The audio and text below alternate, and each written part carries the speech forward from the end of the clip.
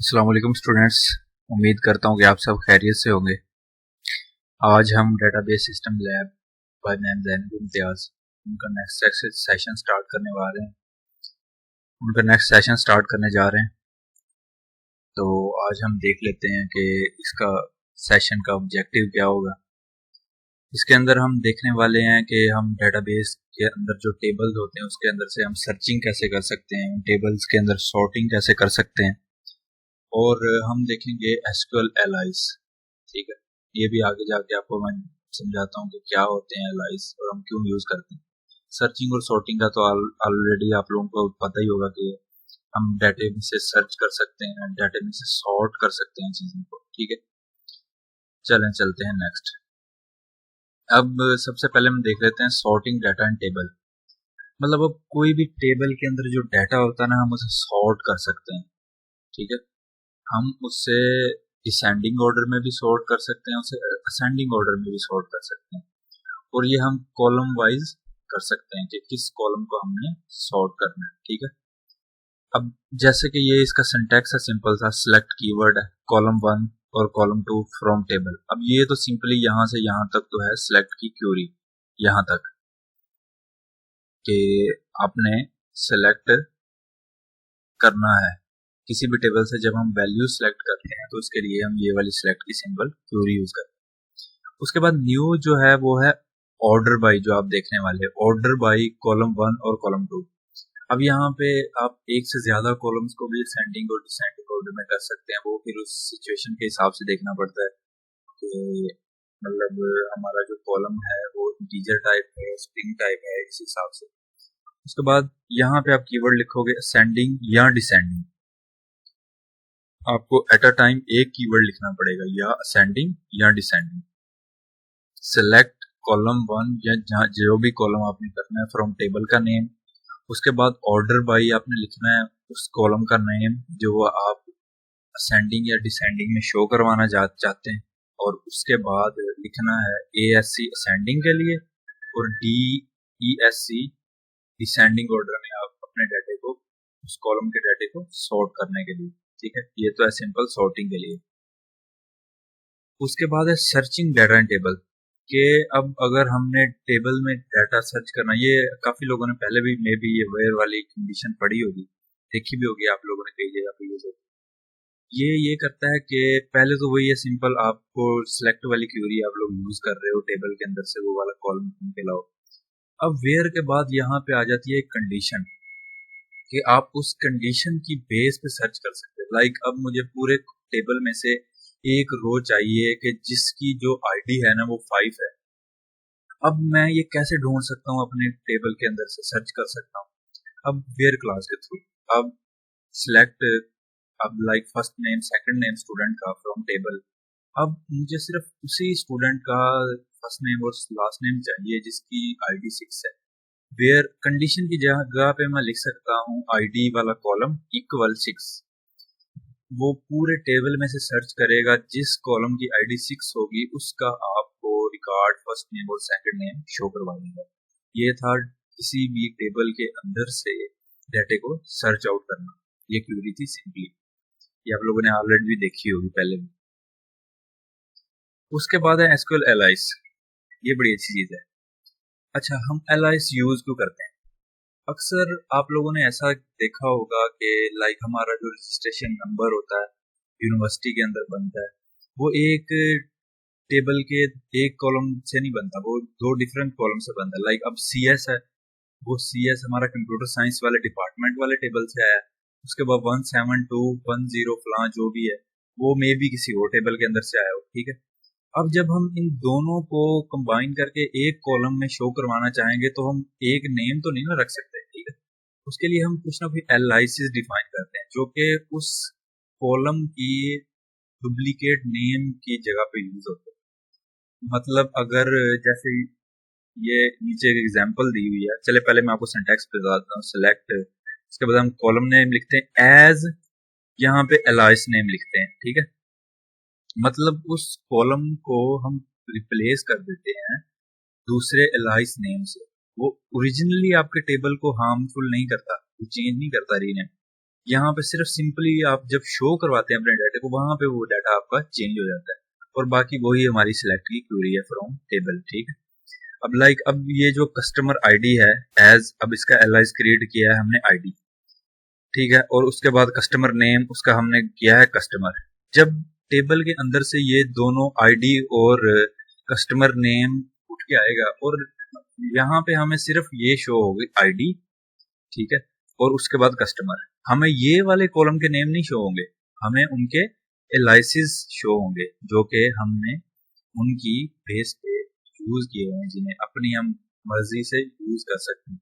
कि different table से हम या किसी एक टेबल से भी अगर हम डाटा को पिक करें, तो अगर हम अपनी मर्जी से उस कॉलम का नेम डिफाइन करना चाहते हैं, तो जो भी हम जिनको व्यूज देंगे, जो भी लाइक अगर टीचर का व्यू अलहदा है, स्टूडेंट का व्यू अलहदा है, तो उसे उस व्यू के हिसाब से हम डाटा को शो करवा सकते हैं। इसलिए ज्यादातर हम एलाइसिस यूज करते हैं। नेक्स्ट मैं आपको प्रैक्टिकली भी ये वाला परफॉर्म करके दिखाता हूँ। चलेंगे, आज का हमारा प्रैक्टिकल टास्क ये है कि हम BSCS की वेबसाइट डेटाबेस क्रिएट करने वाले हैं, जो कि ऑलरेडी में भी हम लोगों ने पिछले जितनी भी अभी तक लैब्स हुई हैं, काफी लैब्स हो चुकी हैं ऑलमोस्ट, उसमें हम यही क्रिएट करते आ रहे हैं। उसके अंदर क्लास नाम का टेबल बनाया हुआ है और उसके अंदर IT नेम और डिपार्टमेंट। ये मैंने प्रैक्टिकल टास्क इसलिए सभी में ऑलमोस्ट सेम रखा है कि ताकि आपको मतलब ये मुश्किल ना पेश आए कि हमें दोबारा से ना क्रिएट करनी पड़े डेटाबेस। सो इसलिए ये वाला आपका लैब टास्क चल रहा है। चले हम चलते हैं अपने सर्वर के ऊपर। ये मेरे पास मेरा XAMPP सर्वर का लोकल होस्ट ओपन है। यहाँ पे आप ये देख सकते हैं कि ये BSCS की डेटाबेस ऑलरेडी जो मैंने प्रीवियस सेशन के अंदर क्रिएट की थी वो बनी पड़ी है। उसके अंदर क्लास नाम का टेबल बना पड़ा है, उसके अंदर कॉलम्स CID डिपार्टमेंट और नेम बने पड़े, ठीक है। ये आपको उनके अंदर वैल्यूज जो है वो भी शो हो रही हैं, ID है, नेम है, डिपार्टमेंट है, ठीक। हम चलते हैं अपनी SQL टैब के अंदर, ठीक है। चलें जी, अब यहाँ पे मैं लिखूंगा सेलेक्ट की क्यूरी।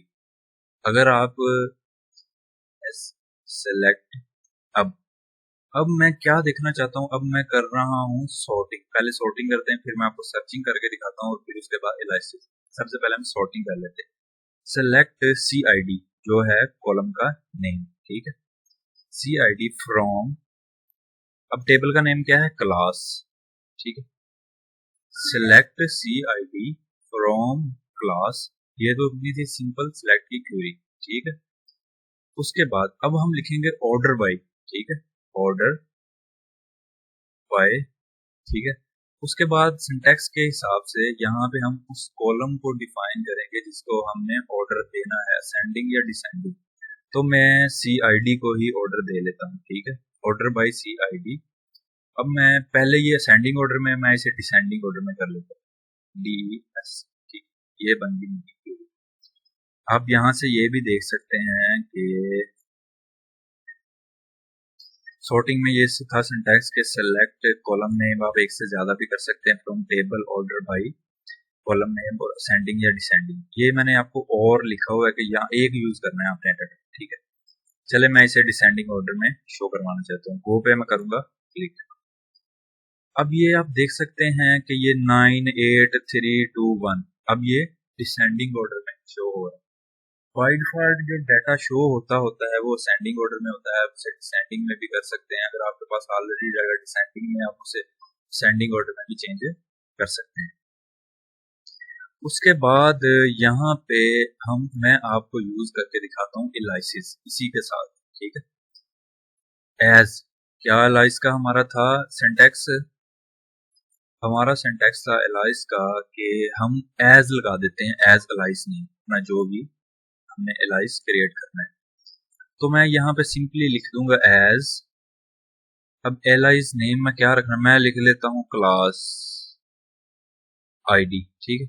अब CID तो हमारा सिंपल था ना टेबल के अंदर, लेकिन अब अगर मैं किसी यूजर को दिखाना चाहता हूँ क्लास ID ताकि वो इजीली रिकॉग्नाइज कर जाए, तो उसके लिए मैं उसका एक एलाइस क्रिएट कर रहा हूँ, ठीक है। मैं कर रहा हूँ गो पे क्लिक। अब आप देख सकते हैं कि यहाँ पे कॉलम का नेम CID था पहली दफा, अब ये हो गया है क्लास ID, सही है।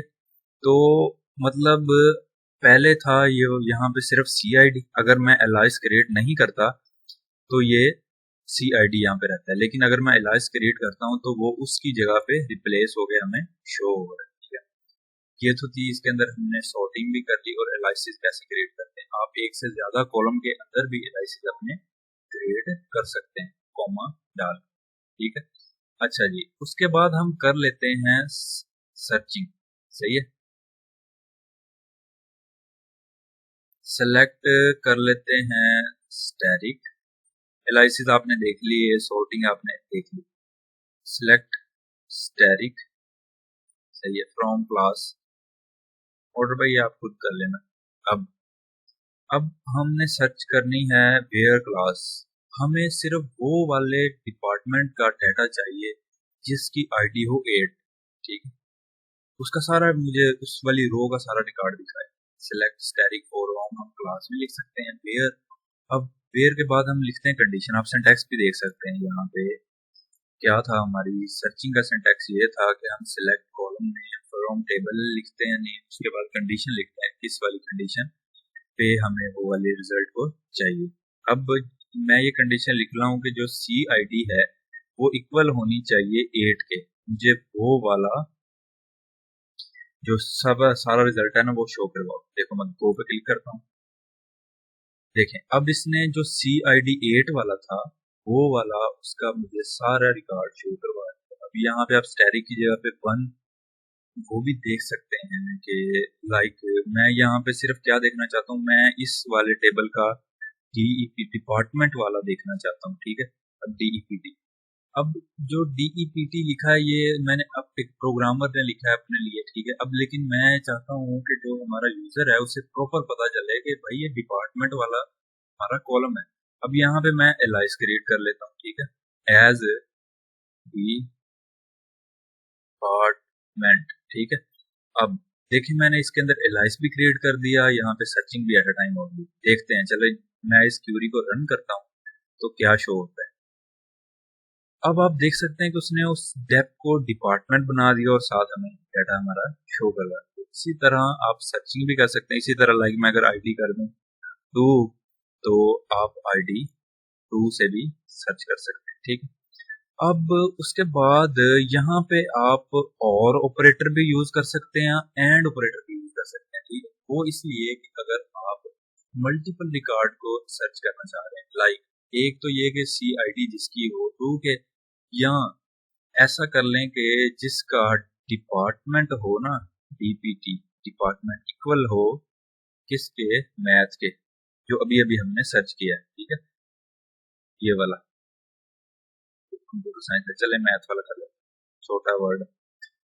ठीक है, मुझे वो वाला, अब ये क्यूरी क्या करेगी कि मुझे वो वाली, अब अगर इसे CID 2 मिलती है तो ये उसका भी रिकॉर्ड शो करवा देगा, और उसके बाद डिपार्टमेंट ये मिलता है तो ये इसका भी रिकॉर्ड शो करवा देगा। ठीक है, चले मैं गो पे क्लिक करता हूँ।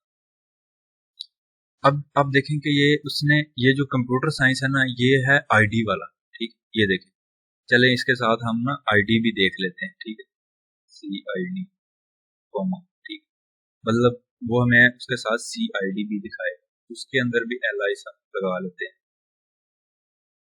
देखें अब हम सारी चीजें एट अ टाइम यूज कर रहे हैं, LI क्लास ID। ठीक है, अब ये मैंने 2 एलाइसिस भी क्रिएट कर लिए हैं, उसके बाद ये मैंने कंडीशन के अंदर और ऑपरेटर भी यूज कर लिया है। अब इसे क्या दिखाना चाहिए कि इसे ID 2 वाला भी ID भी दिखानी चाहिए और मैथ वाला भी दिखाना चाहिए डिपार्टमेंट। चले मैं गो पे क्लिक कर रहा हूँ, ये देखें आप देख सकते हैं इसने 2 वाली ID का डिपार्टमेंट मुझे दिखाया। ठीक है, और उसके बाद इसने 8 वाली ID का मुझे डिपार्टमेंट दिखाया। ठीक है, देखें उसके बाद आप ये चेक करें कि यहाँ पे CID था, LI हमारा ये हो चुका। ठीक है, ये तो हमने दो ही एक जगह पे पढ़ ली। ठीक, उसके बाद आप वो भी देख सकते हैं क्या हमने सॉर्टिंग जो की है। अब यहाँ पे आप चलें वो सॉर्टिंग तो फिर आप पूरे पे करेंगे। ठीक है, वो भी आपको हमने ऑलरेडी वो वाली क्यूरी करके देखी, तो ये यहाँ तक इनफ है। ये तो थी आज की हमारी क्यूरीज। चलें एक दफा मैं आपको रिवाइज भी करवा देता हूँ। सिंपल सी आज हमने 3 टॉपिक पढ़े हैं, सर्चिंग करना कि हम टेबल के अंदर से डाटे को कैसे सर्च कर सकते हैं, वेयर क्लास को यूज करते हुए हम डाटे को सॉर्ट कैसे कर सकते हैं, असेंडिंग ऑर्डर में, डिसेंडिंग ऑर्डर में डाटे को।